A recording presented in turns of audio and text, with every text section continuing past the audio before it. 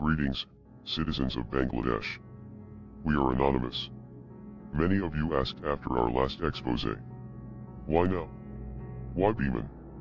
Why focus on an already failed airline, when there are wars, genocides, and corruption tearing the world apart?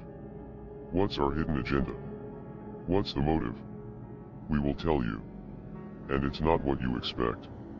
This time, it's personal. 2 years ago, amidst the noise of countless tips, leaks, and cries for help that flood our inbox every day, there came one email. It was quiet. It was almost overlooked. It came from a woman inside Biman Bangladesh Airlines. Her words were haunting. But at that moment, we didn't act. We didn't look closely enough. We thought we had more time. We were wrong. By the time we mobilized our people on the ground to reach her, she was already gone. She had chosen silence, the kind that no one returns from. That moment broke us. We, who have faced governments, billionaires, warlords, and intelligence agencies. We felt helpless. We felt responsible. We should have done more. We should have moved faster. When we reached her family, the truth shattered us even further. She had been battling unbearable PTSD ever since leaving her job at Biman. Haunted by harassment. Crushed by abuse. Betrayed by a system that chewed her up, spat her out, and left her to suffer in silence. At first, we wanted only to find the man who pushed her to that edge. We thought it would end there. But what we uncovered was something far darker. Far deeper. It wasn't just one man. It wasn't just two. We found an entire empire of rot. A vast, silent machinery of abuse, protected by power, guarded by silence, and soaked in fear. And now, we are done waiting. This is no longer just an investigation. This is a reckoning. And it begins now. We thought, naively, that perhaps someone inside would rise. That some honest soul would step forward. That justice would emerge from within. So we watched. Quietly. Patiently. From the shadows, we waited. Hoping that someone, somewhere, would finally speak. That reforms would begin. That accountability would finally rise. But days turned into weeks. Weeks into months. And nothing changed. The predators grew bolder. The whispers grew softer. And the wounds, they only grew deeper. That's when we realized. No one was coming. No one would save them. So we will. Understand this. We do not expose pain for spectacle. We do not chase drama. We do this for justice. For those who never got closure. For those still trapped in fear. And for the one we lost, whose silence still echoes through everything we do. Now, we speak. Loudly. Relentlessly. Because this time, no one escapes. Now, listen carefully. What you're about to hear isn't some hidden secret buried in vaults or locked rooms. In fact, nearly 80% of it is already out there. In newspapers. In leaked rosters. In whispered cockpit conversations. In hushed crewroom chatter. In shadowed corners of social media. The rest? We bring it to you. With evidence. Along the way, we also spoke to their wives. To their families. To their closest friends. Many of them still believe these men are saints. Loving husbands. Devout Muslims. Kind-hearted souls. They have no idea what these men truly are. We did not shatter their illusions. Not yet. Because we had to protect our people on the ground. But now. Now they deserve to know. Some of you won't believe what you're about to hear. Some marriages will fall apart. Some families will never be the same again. Some people will never trust anyone again. But the truth must breathe. What follows is not just a report. It is an indictment. An obituary for innocence. A call for reckoning. And this time, there will be no mercy. We will start with the small things first. Because the rot, this decay of ethics and integrity, does not begin mid-flight. It starts at the very beginning. at the gates of opportunity, at the exam halls, at the recruitment desks. As some of you already know, your skies were sold long ago. Sold to the unqualified. In 2019 and 2020, a pilot recruitment scam unfolded, one so blatant, it was almost a joke. They shamelessly inflated test scores with grace marks, 10 in written, 20 in MCQ. This wasn't a small bump. It was an avalanche of corruption, raising the passing count from just 4 to a staggering 32. Who got in? Zara Murtabin Mondira, Rizwan al-Islam Rosal, Ribab Islam Khan, Saad bin Kamal, S. Khan Munif, Captain Maksud's son, Muqtadir Ahmed, Mamujal Hassan Rafid, Zunawyed Rafiq, Saqif Sadmam. They didn't earn their wings. They were handed to them. And now, they sit in the cockpits of multi-million-dollar aircraft bought in taxpayer money, carrying your families. But it didn't stop there. In 2022, another wave of rot surfaced. Captain Sajid Ahmed, then Chief of Training, leaked recruitment ads early to select pilots. He slashed requirements, cutting flying hours, removing qualifications. And as if mocking the entire system, he let his own wife, Sadia Ahmed, join with a forged degree. Her license was eventually revoked, but not before Biman lost a staggering amount of money. And then comes the king of the puppet masters, Captain Ishtiaq Hossain. He flew to London on state money, despite not even being rostered. He stayed extra days, under the guise of duty, and returned with Sheikh Rihana, a political errand disguised as work. And just like that, his son, Saadif Hossain, was placed into the cockpit. Others followed. Bushra Siddiqa, First Officer Qadidar's wife. Mohammed Sheikh, Captain Halil's son. Charmin Chowdhury, Captain Hasnain's daughter. Nepotism. Cronyism. Treason in uniform. The disease begins here. And everything that follows is just a symptom of this first infection. But before all of this, before the pilot scams, before the forged degrees, before the nepotism in cockpits, your national airline had already become something far worse. A flying cargo cartel. Between 2013 and 2015 alone, more than 756 kilograms of gold were discovered on Biman flights. And let's be honest, these were just the unlucky shipments that got caught. Gold smuggling has become such a common ritual in your national carrier that it's practically part of the flight schedule. These days, it's so routine that every time you flip open a newspaper or scroll social media, there's another gold bust. 1 or 2 incidents a week, like clockwork. It's not even shocking anymore. It's entertainment. Passengers check arrival times, and smugglers check the headlines. But it didn't stop with gold.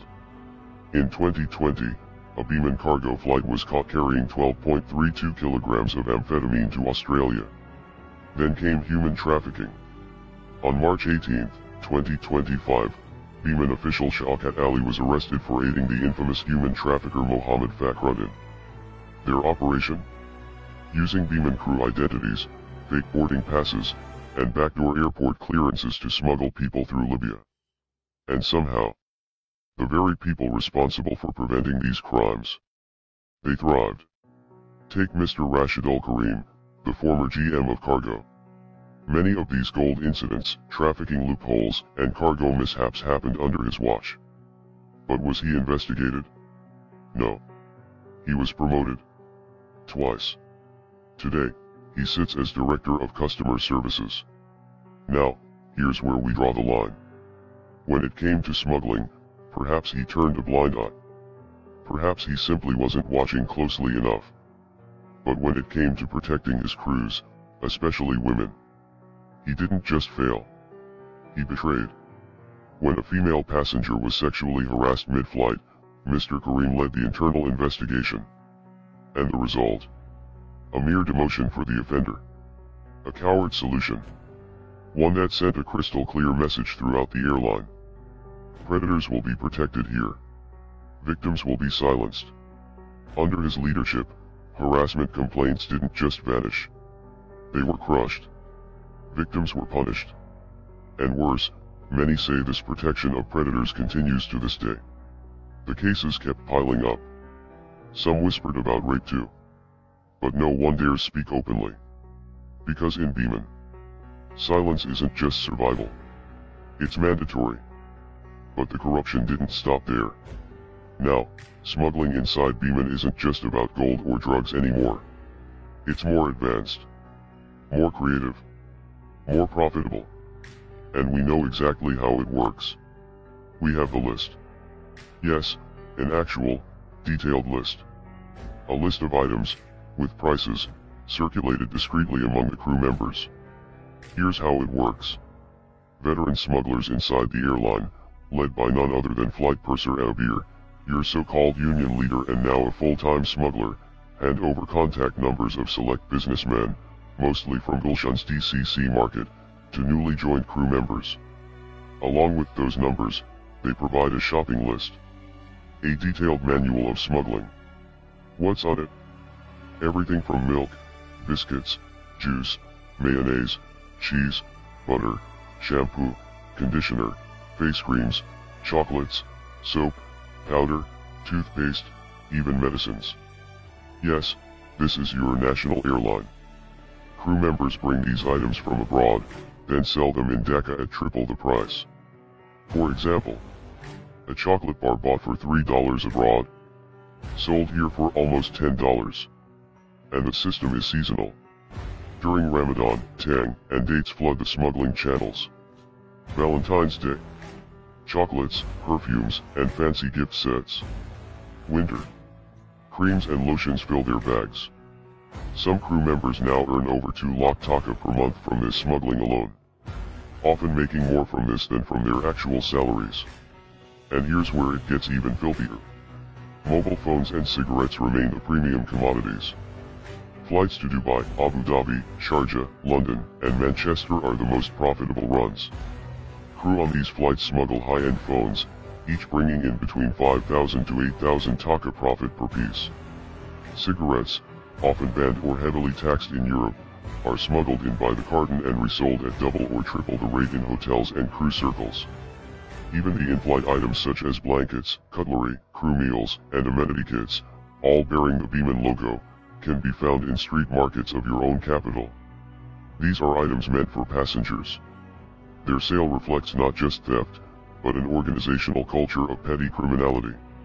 This entire racket is so normalized that crew rosters are manipulated specifically to ensure repeat offenders get the profitable routes. Who controls those rosters? Kohanur Begum Anika, the now-retired scheduling manager with a strong connection with the former regime, built a black market roster algorithm over the years. She placed smuggling-friendly crew on back-to-back Middle East or Europe sectors. Her favorite protégés: Flight Stewardess Ellen, Flight Stewardess TV, and Flight Steward Tabraz, were very recently caught at Dhaka airport carrying alcohol and gold. But guess what happened? Some high-ranking director made a call. And just like magic, the entire case vanished. The punishment? They didn't get to keep the goods this time. That's it. No suspension. No blacklisting. No jail. They simply had to hand over their loot. And were sent on their way, ready for the next run. That's Biman's idea of accountability. This is the absurdity of your national airline today. From the roster planners, to the smugglers, to the officials making those calls. Everyone's playing their part. And while the public struggles, these people are laughing, drinking, and selling. All on flights bearing the flag of Bangladesh. And yes, we will publish the full list of these smuggled items, their prices, by the end of this video. Because enough is enough. Now, we descend into the darkest pit of this airline. The most horrifying, sickening part. For years, Biman's management and unions have been parading around a single phrase like it's their sacred shield. Crew shortage. They say it on the news. They say it in meetings. They whisper it to justify every rotten decision. But here's the truth. There is no shortage of pilots. What they have is a shortage of integrity. This shortage isn't a crisis. It's not a staffing problem. It's a curtain. A smoke screen. A carefully crafted excuse to keep the monsters flying. Behind that phrase hides an army of predators. Men who should have been fired, blacklisted, and dragged to court. Instead, they remain in power. Why? Because the moment they're removed, the whole rotten system risks collapsing. And the numbers speak for themselves. 9 out of 15 female pilots, yes, 60%, have filed formal complaints, alleging harassment, intimidation, abuse. And what happened? Nothing. Those complaints were buried faster than evidence in a dictatorship. Victims were gaslit, silenced, reassigned, or driven out of their careers entirely. The Bangladesh Airlines Pilots Association and Biman's management ensured those files stayed locked away. Why? Because the predators weren't just random men. They were union protectees. They were politically shielded. They were part of the inner circle. So remember this. When Biman cries about shortages, they are not short on pilots. They are short on morality. Their so-called shortage is nothing but a shield. A grotesque cover story designed to protect rapists, harassers, and fraudsters under the guise of necessity. They will tell you they have no choice. They will pretend their hands are tied. But the truth? They chose this. They built the system. They feed it, protect it, and weaponize it. Because it's profitable. Because it's convenient. Because it lets them hide behind pilot shortage while the predators roam free. So next time you hear them say, "We have a crew shortage," know what it really means. We are protecting abusers. We are shielding criminals. We are complicit. Over the course of this investigation, we reached out to more than 100 female crew members. What we uncovered was not just a pattern of abuse. It was a culture of fear. Of institutional gaslighting. Of weaponized silence. Some shared horrific details. Others said nothing. Those who did come forward did so through whispers. Through encrypted apps. Through sleepless nights and trembling hands. They feared not just professional retaliation, but real-world violence, destruction of their families' reputations, and engineered media smears. Some have already suffered through it. Others know it's coming. The stories we collected are not rumors. They are lived experiences. Told by survivors who endured the same predators, across flights, across years, across continents. The names. Disturbingly consistent. The behaviors. Eerily identical. The first name in our long list. The Midnight Caller, First Officer M.A. Kidder Chowdhury. From fake Snapchat accounts to fake Facebook profiles, he stalks young recruits, inviting them to his room with one sickening line. "Come to my room. I'm alone." Even after his wife joined the airline, he never stopped. His ringtone is now known among female crew as the sound of a predator. Next. Captain Ravi, the Grandpa Flirt. A walking caricature of old man entitlement. He rings up female crew late at night, saying he's lost his glasses or asking them to watch movies. "He's old enough to be my grandfather," one crew member whispered in horror. Yet he brags openly about his under-25 girlfriends, like some twisted Leonardo DiCaprio fantasy. And the cruel joke. After our first video, Biman created a committee to investigate harassment. Guess who sits on it? Captain Rabi himself. A grotesque performance, staged by director of admin Abdur Rafiq. And then comes the most chilling name of all, the serial predator. The fraudster. The lawbreaker. The master manipulator. Captain Abdur Rahman. Already infamous for his forged ATPL license, he is far worse than most realize. Women say he starts with fake romance, collects intimate photos, and then weaponizes them as blackmail. One woman described him as having a DGFI fan club, using state agency names like magical incantations to scare young crew into submission. One woman said, "I only escaped when he found a new target, but my freedom came at the cost of another's nightmare." He has been married multiple times, currently to a cabin crew whom he's preparing to send abroad, while he stays back, to hunt again. He owns properties in the UK, businesses in the Middle East, and brags about his so-called intelligence connections. We found a WhatsApp account where he used the DGFI logo to impersonate an agent. The number? It belongs to his security guard, who doesn't even know what WhatsApp is. In one of his texts that he sent to one of his friends during the time when a female reporter was investigating him for his forged license, he is seen trying his DGFI connection again to silence the reporter, which failed miserably. We also uncovered multiple email accounts belonging to him, and in one of his accounts he is seen threatening a female crew in the name of intelligence agencies. According to Bangladesh Penal Code Section 170, 419, and 468, impersonating an intelligence agent, issuing threats, and falsifying documents are punishable by years in prison. And yet, he flies on. Mr. Abdur Rahman, we have been watching you closely. Since March 1st, 2025, your shadow has never left our sight. Some of what we've witnessed cannot yet be spoken aloud. But let this be clear. No victims were needed to come forward. We saw it ourselves. The incidents, the precise coordinates of the places, the exact moments, etched permanently. You roam around Biman, spinning your tails, crying separated, playing the victim. But our quiet conversations with your wife told us otherwise. Your mask is slipping. We've seen the truth behind your lies. Judgment is coming for you. Sooner than you think. You just don't know it yet. Next. The covered creeper, Captain Imran. His favorite lie. I'm separated. Then he escalates. I dreamed about you, he whispers. His behavior? Described as a wolf pretending to prey. Fake empathy. Hidden fangs. And yes, his separated story. A lie. We met his wife too. And then. The serial gropper, Captain Yusuf Mahmood. Flying with him is entering a predator's den. He bruises arms, cracks vile jokes, and touches women openly in flight. One said, he whispered something so disgusting, I almost dropped a hot coffee pot. He laughs, bragging that nothing ever happens, despite harassment complaints. One flight attendant even filed a formal complaint against him on November 7, 2024.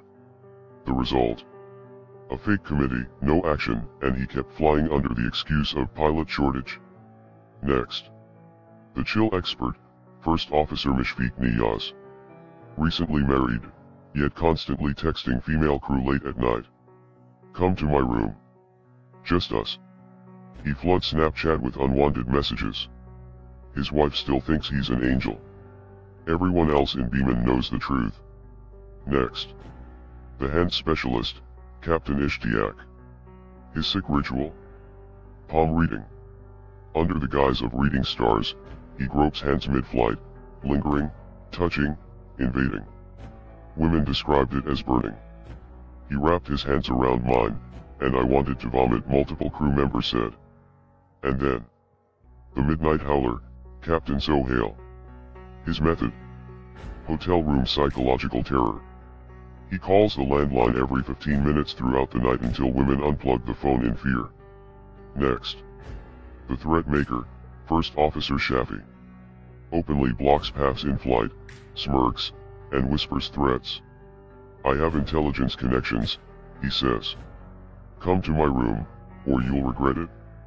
One woman said, I thought he might actually hurt me. Then comes Captain Arifin. He always says, it was just a mistake. But that's what they all say. Except, this mistake was him stroking a woman's stomach mid-flight. He laughed, she said. I froze. My whole body went cold. Another attendant confirmed the same behavior. He laughs. They tremble. Next. The double-meaning demon, Captain Abed. Any spice under your uniform? He asks several crew members with a repulsive laugh. He grazes arms while pretending to serve trays. A known predator yet protected. Even an official harassment complaint against him which made news headlines was buried under pressure. A special mention to Captain S. Hosen. While his wife stays abroad, he is seen living with a young crew member half his age across various social media platforms. We thought his wife deserved to know. When senior officers flaunt their affairs so brazenly, it sends a dangerous message to others. This is normal. This is acceptable. This is power. Captain S. Hosen is not just a cheater. He is a role model for predators. And that makes him more dangerous than he appears. But the horror doesn't end with the men in the cockpit. No.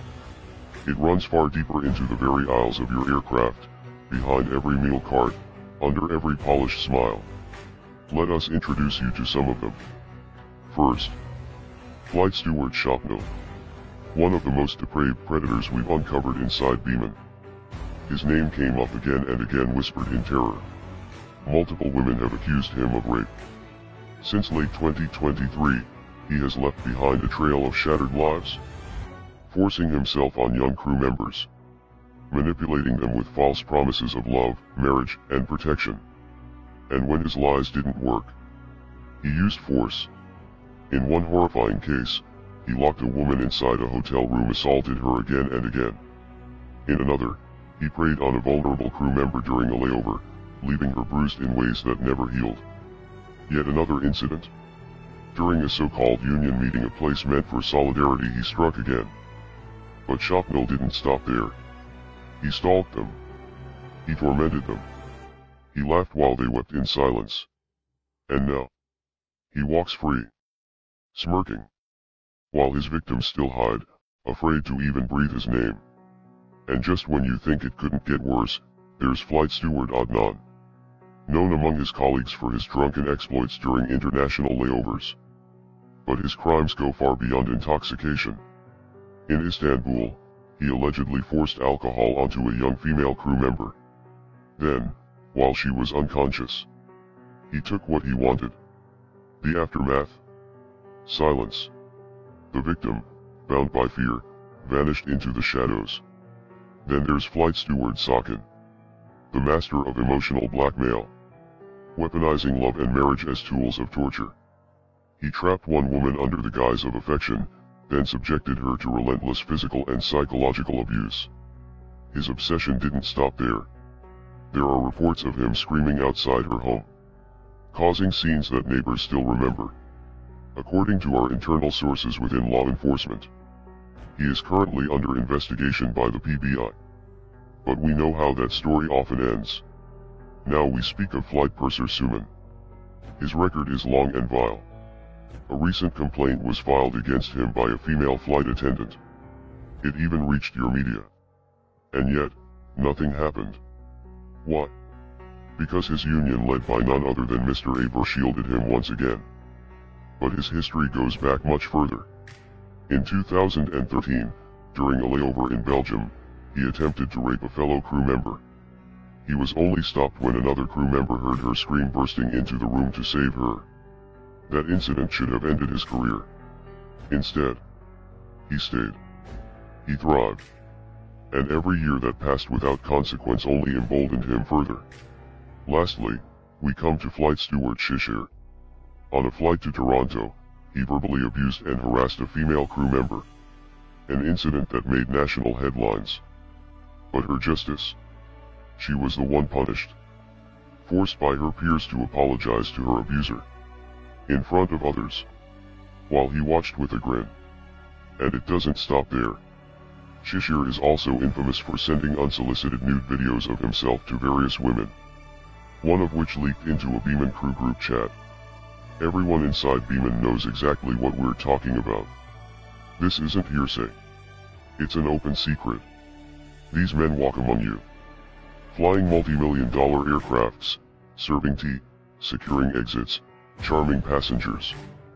But behind closed doors, they are monsters. Predators. Protected by a culture of silence. Now, listen carefully. If you think some of these men didn't do enough to deserve being named here, you are mistaken. There are crimes we have uncovered that are simply too specific, too dangerous to detail publicly right now. Because revealing them would instantly expose their victims. Victims who still live in fear, in a system that punishes them for speaking, not the predators. Since the start of this investigation, we have gathered disturbing materials. Audio recordings, videos, photographs, They are vile, grotesque, beyond comprehension. But we will not release them.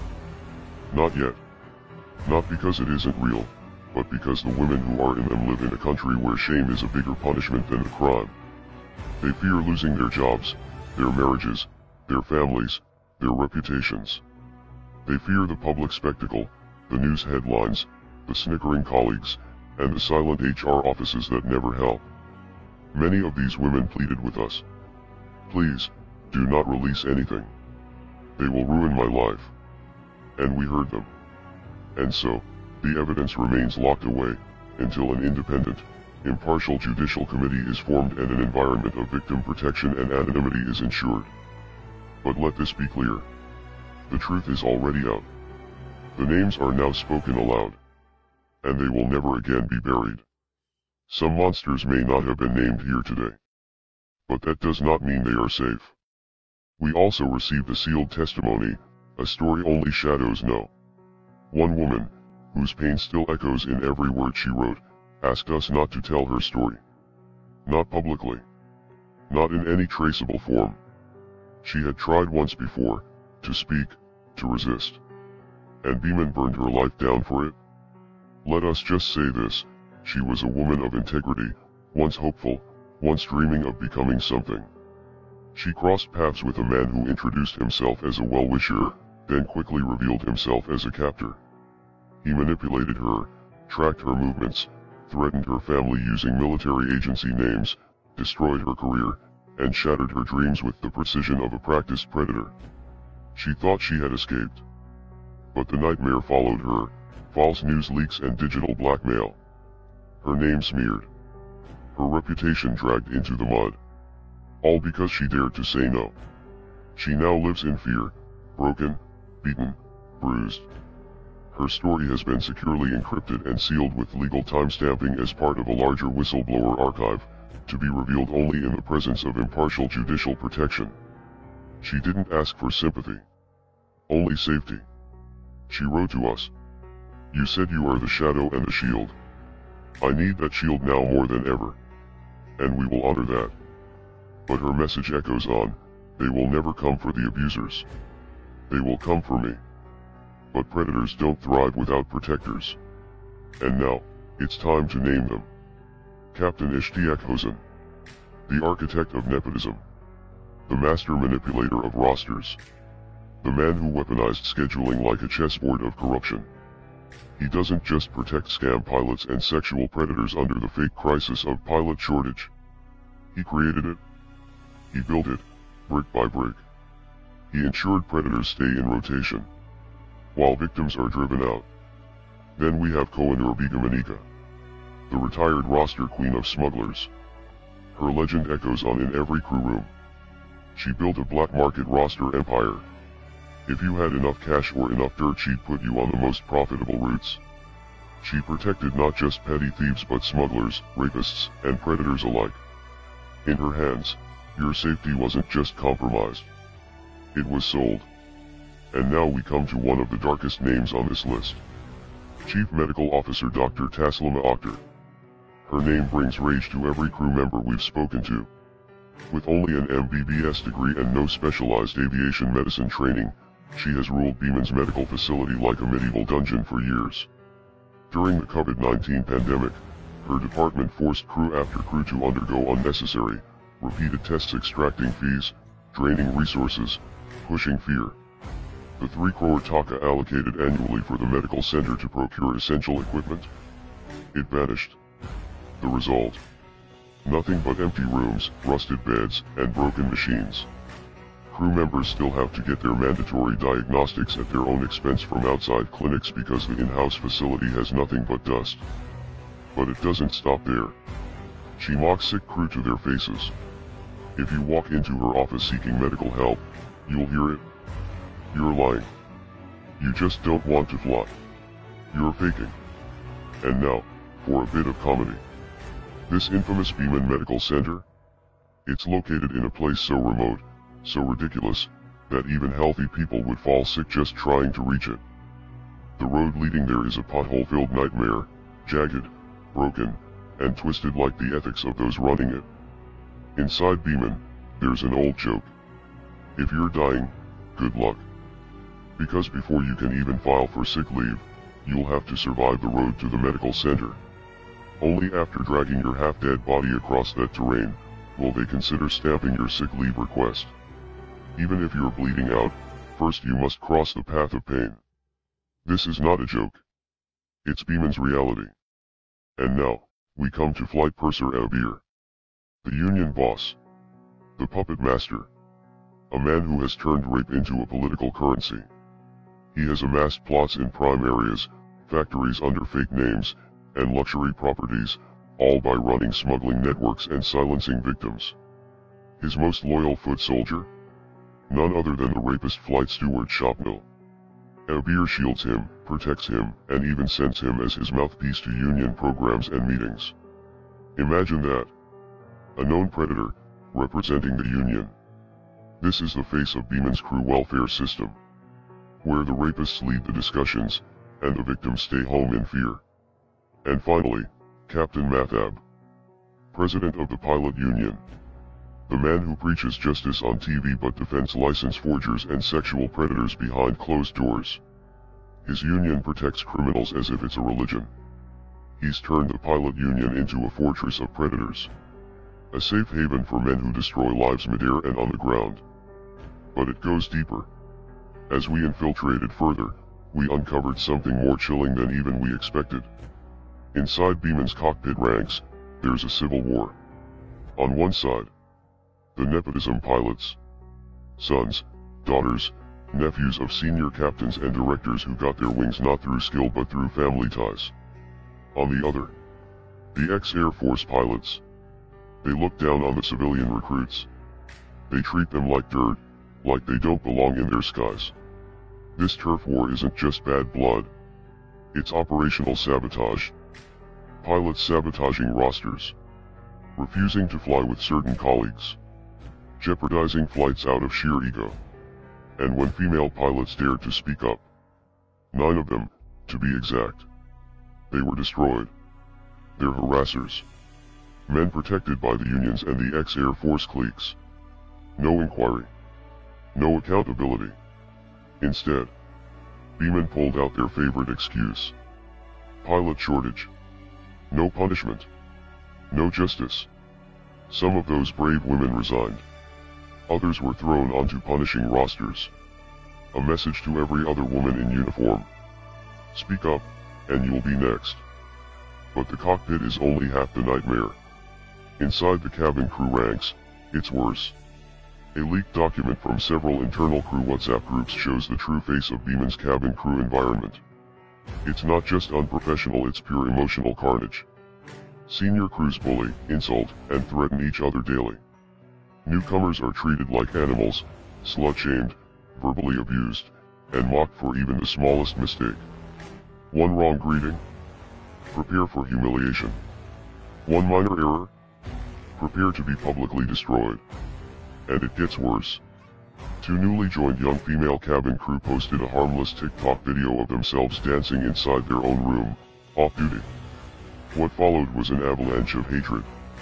They were called prostitutes, accused of disgracing the uniform, and torn apart in front of hundreds of their colleagues. No manager stepped in. Some senior staff even encouraged the mob. In fact, they laughed about it in private chats, openly stating the girls deserved it. The digital culture inside Biman is so toxic, so vicious, that some crew members began taking medical leave just to escape their own phones. Think about that. When the online world inside your company is so vile that people fall sick. What horrors unfold during long-haul flights? During international layovers? Inside hotel rooms, far from home? Where there's no HR watching. No cameras. No witnesses. And no escape. Now we request to each and every one of you, every time you see a female crew member smile on board, ask yourself, what did she survive to still be here? Because behind that smile may lie sleepless nights, unwanted messages, midnight knocks, roster manipulations, and abuse buried under layers of institutional betrayal. And yet, they carry on, not because they are safe, but because they have no other choice.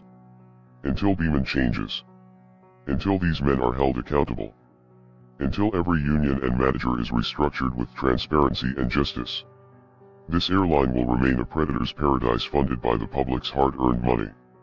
And the wings of Bangladesh will remain soaked in the silence of those it broke. We have a question for Biman Bangladesh Airlines. How does a parasite call itself self-sufficient? Biman loves to repeat one line like a holy chant. We run entirely on our own revenue. The government gives us nothing. Even the state minister for civil aviation puffed his chest and said, "We pay our salaries ourselves. No budget from the government." But let's peel back the curtain. In 2007, your debt-riddled mess was magically forgiven. 2,980 crore taka, gone, wiped clean like a spoiled child's slate. That's more than what some entire ministries get in a year. And what did you learn? Mismanage more, DACA will rescue us. Today, your unpaid bills stack up like a house of fraud.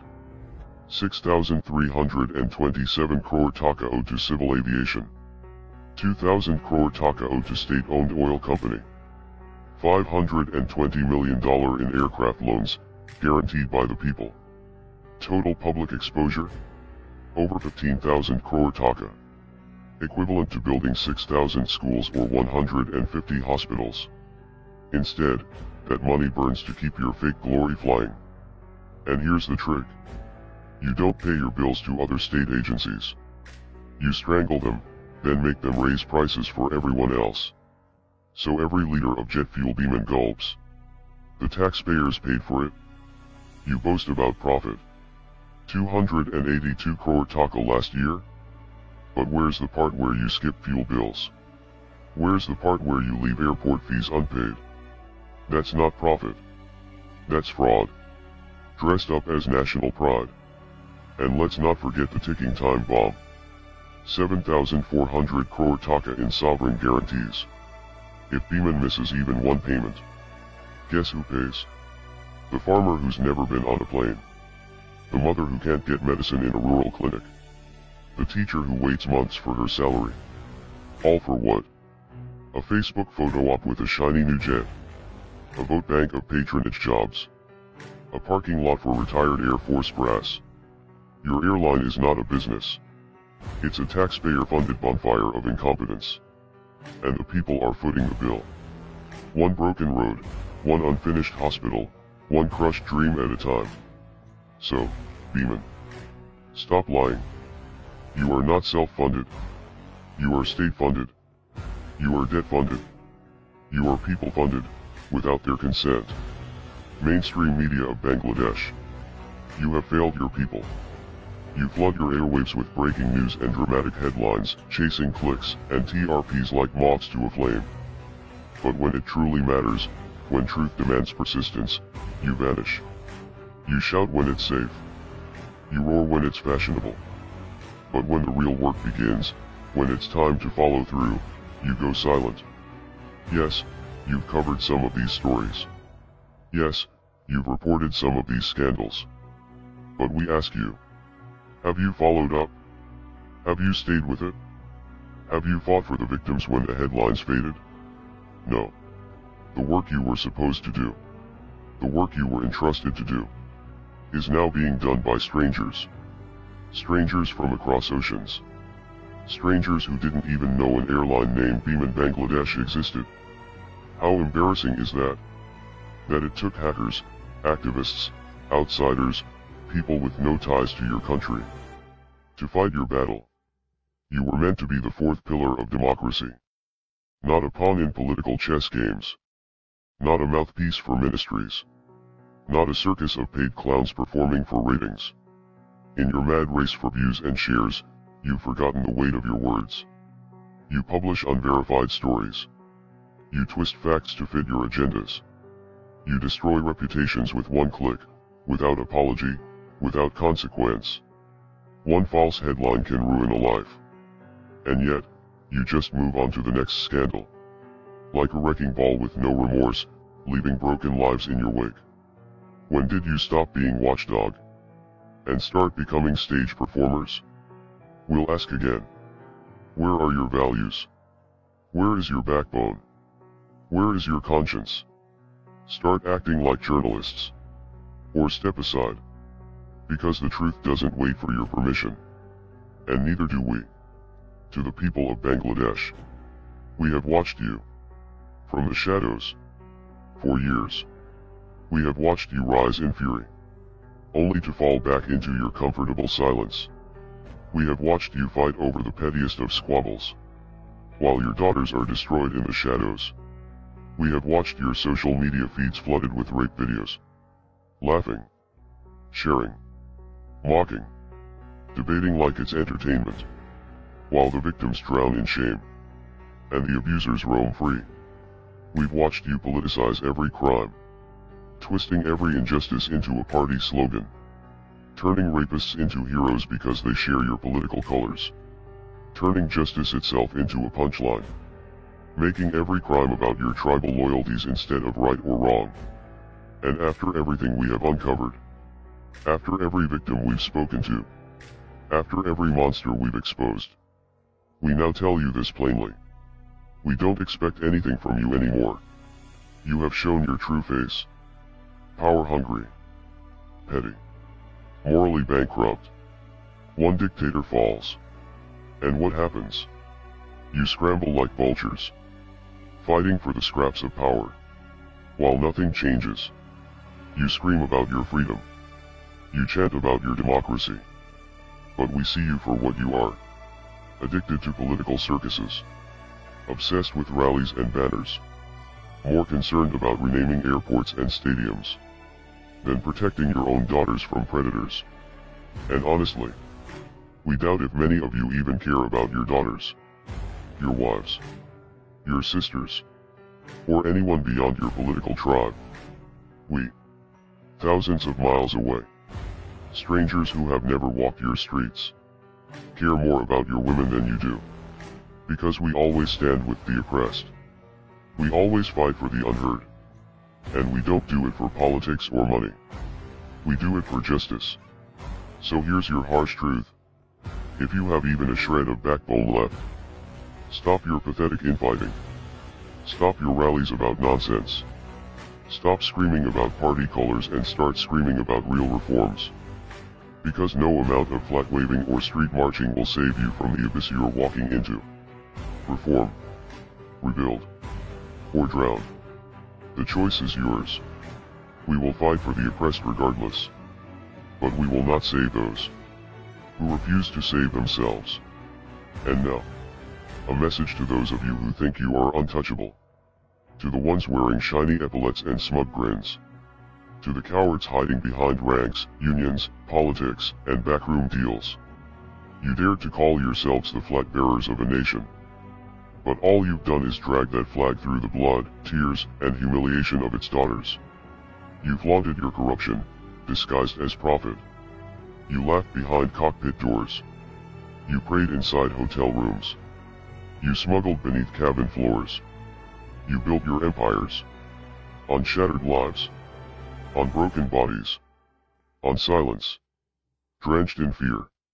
Now hear this loud and clear. We will not scorch Biman Bangladesh Airlines as a whole. Because we know exactly how your rigged game works. It's never you who pays the price. It's never your union thugs. It's never your syndicate bosses. It's the people. The same people you steal from. The same people who will pay your bailout, again. This time. We're skipping the middleman. We are coming for you. Personally. From the top floor managing director. To the lowliest mole sitting in human resources. From the cocky pilot who thinks he's invincible. To the back office clerks who covered up the rapes. We will bleed your bank accounts dry. We will rip apart the lives you have built on the suffering of others. We will flood your homes with the very fear you forced onto others. And we won't do it loud and fast. No. It will be cold. Surgical. Calculated. Cruel. We will tear through every layer of your rotten walls. One by one. Until there is nothing left but ash. Your offshore accounts? Gone. Your secret properties? Gone. Your little side businesses? Crushed. Your families. They'll finally see you for what you are. You will lose everything. You made ruining lives your sport. Now you are the sport. We will hunt you. We will shatter you. We will make an example out of every single one of you. And no one, not your unions, not your rank, not your politics, will save you this time. You will endure in silence, just as the women you broke once did, and just as many still do, trapped in their quiet agony. Brace yourself. The hunt has begun. Before we go, we've shared a portion of the evidence in a secure drive. All sensitive details are redacted to protect the victims. The rest will only be handed over if, and only if, a truly independent, impartial judicial committee is formed, and an environment of victim protection and anonymity is ensured. But even without it, if the people of Bangladesh truly wake up, demand justice, and properly investigate every person that we have named, you'll uncover far worse yourselves. Until then, we do not trust you with sensitive data. We will not risk another soul just to feed your social media clicks or your dramatic headlines. Wake up. Or stay complicit, until the day these same horrors come knocking at your own door. Until it's your sister, your wife, your daughter. By then, it'll be too late. To the women of Biman, those still suffering in silence, we know you're watching. We know you've endured this horror for years. Your country failed you. Your media mocked you. Your colleagues betrayed you. But we won't. Even if no one in your streets fights for you, we will. Shame on those who stayed quiet while strangers from across the world had to defend their daughters. Bangladesh, this is your disgrace to fix.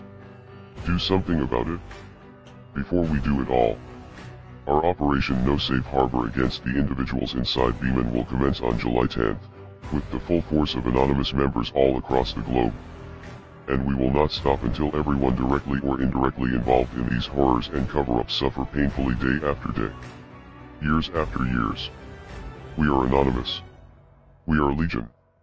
We do not forgive. We do not forget. Expect us.